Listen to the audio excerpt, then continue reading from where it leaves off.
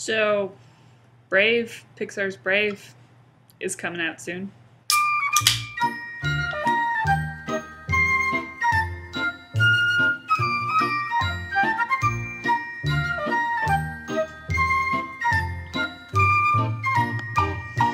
Lots of people are talking about Brave, and one of the things that gets brought up all the time, because Brave is the next Pixar movie, is that Brave is a girl-led movie. And some people get really upset that this gets brought up all the time. It seems sort of backwards to them. Like, is it really that big of a deal in this day and age that we're making a movie and there's a girl in the lead? And I kind of agree that it shouldn't be, but the fact of the matter is that it is.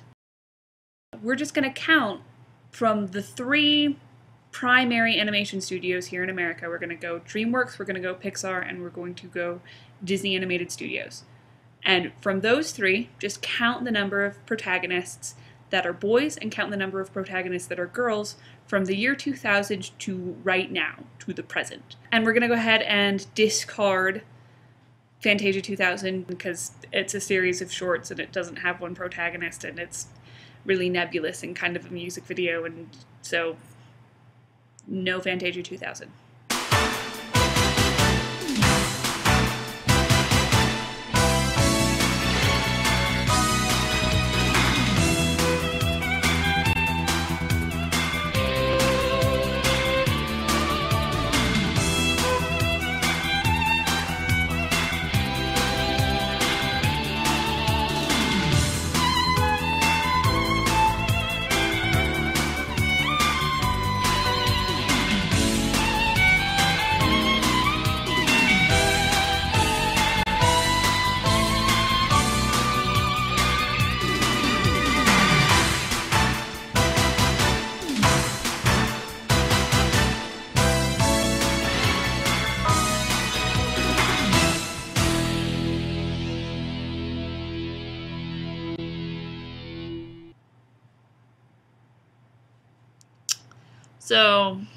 So that's really depressing.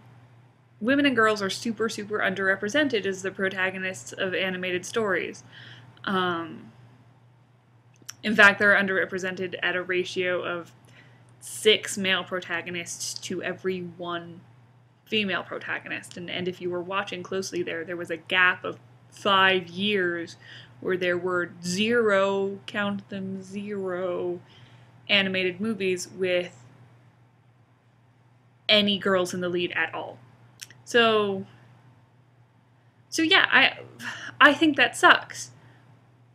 But a whole lot of you are probably watching and going, well, is that really important? How much of a difference does it make?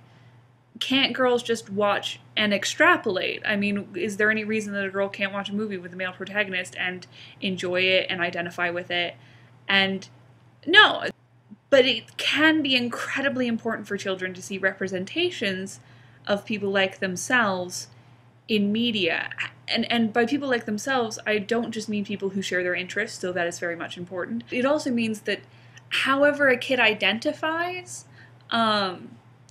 is really important. Most children go through phases wherein categorization is really important to them, and they want to categorize everything, and this is important later on, to be able to tell blue from red from green, and to be able to say triangle, square, circle.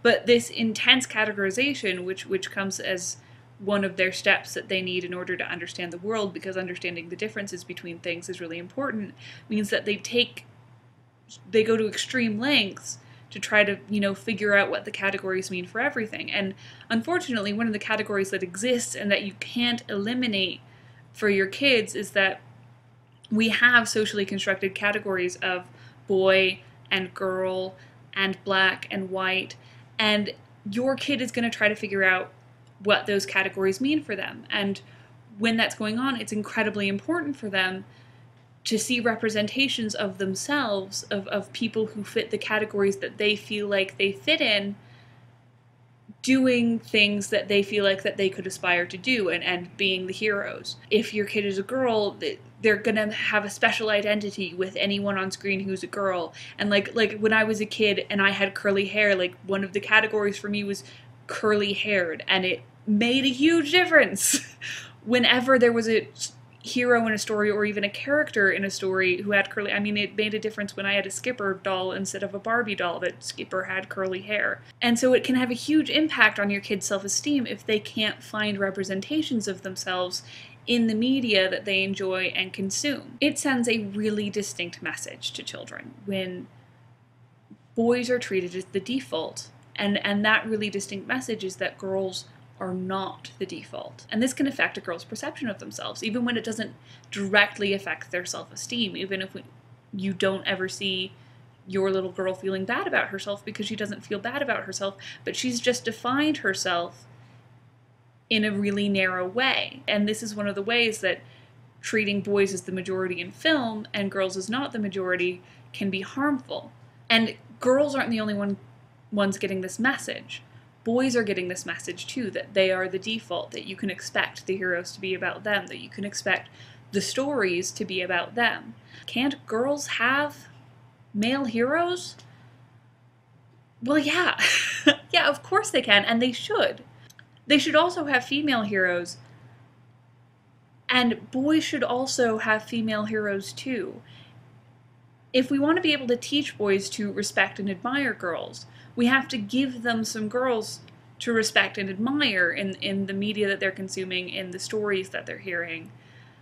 If we're always asking girls to extrapolate, if we're always asking girls to extrapolate the stories of boys to apply to them, then girls can learn to sympathize and understand the feelings of boys. But if we never ask boys to do the same, if we never ask boys to take a story about a girl and extrapolate and feel like it applies to them when it's about a girl too, then they don't learn those same skills. I guess the point that I'm getting to here is that boys aren't going to independently make the effort to learn to extrapolate girls' stories to apply to them. They can't learn to respect women, and they can't learn to admire women, and they can't learn to aspire to be like women, because we're never ever giving them the chance to.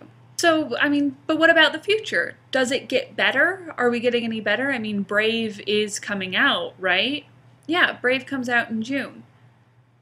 And so does Madagascar 3.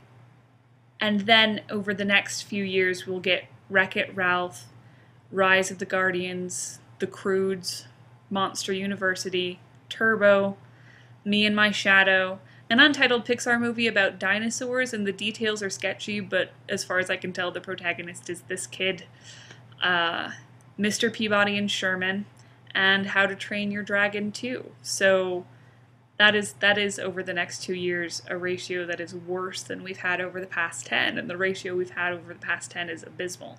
Last year at around this time, Disney announced that they were putting an end to the Disney Princess franchise, at least for now.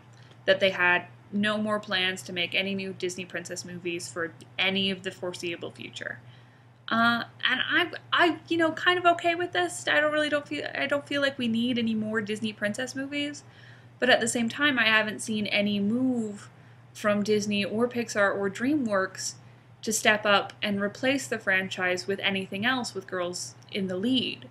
And so Disney saying that we're going to end the Disney Princess franchise feels a lot like Disney saying we're giving up on making movies about girls. When Tangled was coming out, and they changed the name from Rapunzel to Tangled, and they changed some of the marketing strategy and some of the emphasis to make it more about Flynn and less about Rapunzel, they pretty much boldly admitted to this. What they pretty much said in their press statements at the time was that movies about girls aren't marketable and they need to maintain their male audience. And they said specifically that they wanted to emulate the role that the fantastic role model that Pixar had set by making gender-neutral movies. But of course, by gender-neutral, they meant male-centered movies. The huge tragedy of all of this is that we allow men to be gender-neutral, but we don't allow women to be gender-neutral. And these studios can't conceive of making a gender-neutral movie with a girl in the lead. In all of my research that I could find from these main studios and really everywhere, post Brave, there's nothing greenlit with girls in the lead. There are about a dozen films in development with males in the lead. I was able to find 2 films in development with girls in the lead, but there's nothing to say that those movies will actually get made. And even if they do, then congratulations, we're maintaining the horrible status quo that we have now.